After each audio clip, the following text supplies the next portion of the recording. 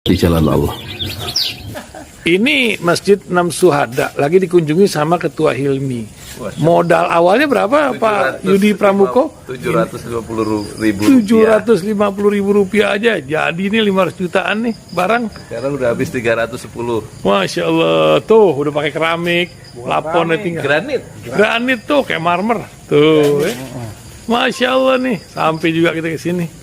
Masjid Enam Syuhada, ngapa namanya Masjid Enam Syuhada, Ya, Pak Yudi? kita mau mendokumentasikan perjuangan dakwah nama anak muda pengawal Habib Rizik Syihab itu. Masya Allah. Yang dibunuh sama orang jahat di kilometer 50. Kilometer 50 ya. Itu kan simbol memperjuangkan dakwah itu kita harus memberikan segalanya untuk Islam kan ya, untuk Masya dakwah Islam. Allah. Dan nama anak muda itulah yang sudah memberikan segalanya untuk Islam. Masya Allah. Apa nanti nama pemuda itu ada juga di sini mungkin diterapkan? Mungkin namanya 6 syuhada. 6 syuhada itu, Iya, 6 syuhada dipasang di sini, 6 syuhada. Bipali, apa yang dikomentarin dari ini semua, Bipali? Masya Allah, luar biasa. Dari uang 700.000, kalau pengen ternyata bisa. Bisa. Allah kirim. Tuh, bisa. Ya, dengan masuk satu gang kecil, tapi Bapak ini luar biasa. Kecil tuh. Oh, Masya Allah ya. Satu call aja. Masya Allah. Perjuangan Pak Yudi Pramuko, YouTuber sejagat paling tua. Tertua di semesta. Tertua di semesta. Masya Allah. Tukang donat. Tukang donat. Tukang donat dari Paru. Ini saya laporkan dari lapangan ini, langsung dari Masjid Enam Syuhada. Masya Allah. Dan ini dia. Dalam lihat ah. Tuh, lihat tuh masjidnya. Tuh imamnya di situ tuh. Malam-malam lagi kita. Masya Allah. Masih kurang nih. Atapnya katanya. Transfer aja dari rekeningnya di bawah. Tuh. Assalamualaikum warahmatullahi wabarakatuh. Saya Yudi Pramuko, tukang donat dari Parung, YouTuber tertua di semesta. Ya, penonton Pesantren Jolali, selamat berbahagia. Sekarang sudah hari keberapa saya belum mengucapkan ini ya, taqabbalallahu minna wa minkum. Ya, taqabbal ya karim. Ya. Semoga Allah menerima amal-amal soleh kita ya.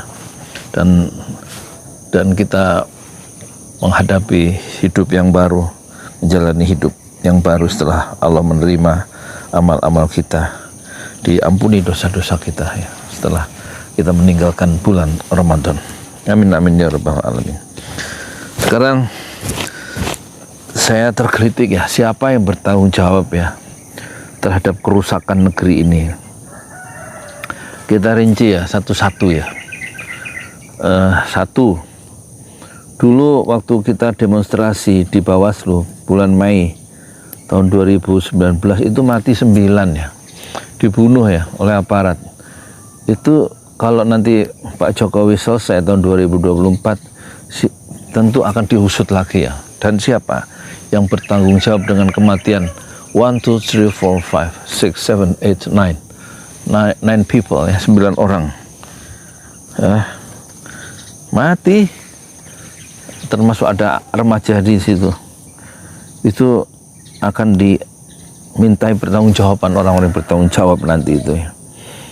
Ya, setelah pergantian kepemimpinan ya. Kalau sekarang susah diusut. Terus yang kedua,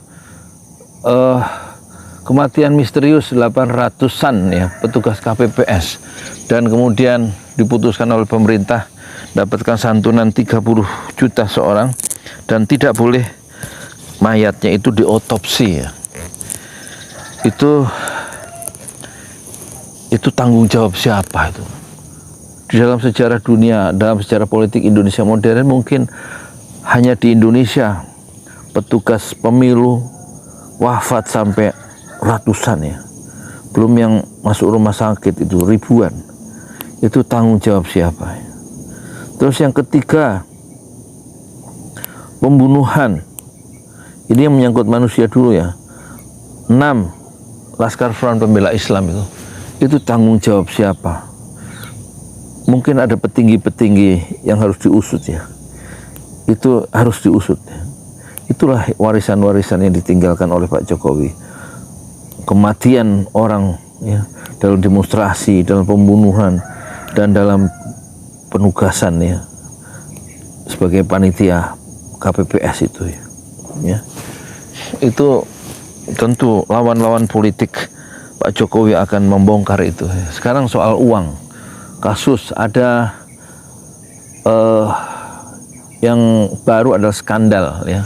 Skandal 349 triliun ya. Korupsi dan pencucian uang itu diungkapkan oleh seorang pejabat kemarin ya, baik di media maupun di DPR. Tapi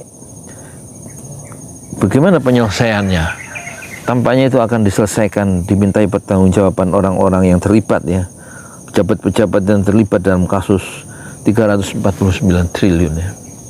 Terus yang berikutnya kasus undang-undang Cipta Kerja yang merugikan buruh ya, yang diabdikan untuk kepentingan investor ya, yang katanya undang-undang itu harus diselesaikan, harus diperbaiki selama 2 tahun hasil keputusan dari Mahkamah Konstitusi, tapi ternyata dikeluarkan Perpu dan Perpu kemudian disahkan menjadi undang-undang ya, untuk menggantikan undang-undang Cipta Kerja yang ditolak ya oleh MK ya, karena istilahnya itu cacat ya secara konstitusional, tapi justru dipaksakan untuk dijadikan undang-undang setelah dikeluarkan Perpu oleh pemerintah. Siapa yang nanti bertanggung jawab itu akan dibongkar ya, mungkin akan dibongkar setelah kepemimpinan baru itu terbentuk ya, hasil dari pemilu 2024. Terus apa lagi? Cipta Kerja, undang-undang pelemahan KPK. Kenapa kok justru bukan diperkuat ya pemberantasan korupsi itu, justru ditandatangani undang-undang pelemahan KPK. Itu juga yang harus dipersoalkan ya. Banyak orang-orang yang terlibat yang mungkin akan masuk penjara ya dalam kasus-kasus yang sudah saya sebutkan tadi, termasuk kereta cepat ya. Kenapa kereta cepat itu yang menurut Jepang memang tidak layak untuk diteruskan justru diambil alih oleh pemerintah dan diberikan ke Cina, dan justru membengkak berkali-kali lipat ya itunya, biayanya, dan pemerintah terakhir dipaksa semacam ditekan oleh Cina untuk menjamin utang-utang IKN itu, utang-utang ke Cina itu dengan dijamin oleh APBN ya. Kita harus hati-hati jangan sampai APBN kita itu disandera, begitu kata para ahli. Nah, urusan kereta cepat yang akan menjadi persoalan itu di masa depan karena utangnya gila-gilaan dan break even point-nya katanya 80 tahun, nggak jadi 40 tahun. Itu tanggung jawab siapa? Itu nanti akan dipersoalkan pemegang atau pembuat policy, kebijakan publik yang merugikan rakyat banyak itu. Kemudian apalagi mangkraknya Bandara Kertajati itu siapa yang bertanggung jawab setelah mengeluarkan biaya yang banyak itu tanpa ada perencanaan yang matang sehingga menjadi bengkel pesawat dan bengkel motor yang katanya itu bandara internasional. Dan kemudian dalam TV One itu ya, pertempuran atau perlawanan dari petani-petani saat itu yang tidak mau tanahnya diambil dalam untuk pembangunan Bandara Kertajati. Itu siapa ya? Siapa yang bertanggung jawab? Siapa yang bertanggung jawab ya? Dan itu tampaknya akan diusut ya setelah terbentuk pemerintahan baru ya. Kemudian apalagi beberapa jalan tol ya yang mangkrak, mungkin juga banyak yang korupsi yang belum terbongkar. Itu harus diaudit satu-satu, termasuk penggunaan uang untuk COVID itu ya. Itu semau-maunya karena dilindungi oleh peraturan yang dibuat. Orang yang menggunakan dana COVID itu tidak bisa dituntut ya. Itu harus tetap dipersoalkan ya. Kemudian juga apalagi selain IKN juga itu, bagaimana itu IKN itu? Untuk siapa IKN dibangun? Untuk siapa IKN dibangun? Untuk siapa Undang-Undang Cipta Kerja itu disahkan? Kalau SBY membuat di akhir kepemimpinannya menandatangani Undang-Undang BPJS itu untuk rakyat, dan menandatangani Undang-Undang Dana Desa itu jelas untuk rakyat dan sangat bermanfaat. Tapi kalau Undang-Undang Cipta Kerja kan bukan untuk rakyat tapi untuk pengusaha, yang kemudian memang ditolak oleh rakyat, dan itu banyak yang masuk penjara. Kemudian orang-orang yang menjebloskan tokoh-tokoh kritis ke penjara itu siapa? Itu tampaknya banyak persoalan yang ditinggalkan oleh rejim sekarang yang akan dipersoalkan oleh rejim berikutnya. Oleh karena itu kita tidak heran ya, banyak pejabat yang nempel pada kepemimpinan Jokowi juga ketar-ketir ya ketika terjadi pergantian rejim. Ya, pergantian kepemimpinan nasional dan pergantian rejim yang mungkin ya semacam koreksi terhadap rejim yang sekarang yang membuat bangsa terbelah, ekonomi tidak tumbuh ya, ekonomi berantakan, politik berantakan, dan hukum juga berantakan. Moga-moga Allah memperlihatkan keadilannya dan Allah memperlihatkan keadilannya, dan orang-orang yang salah harus dihukum ya dengan cara yang adil supaya rakyat tidak dikorbankan lagi oleh pemerintahan baru yang sebentar lagi insya Allah terbentuk ya.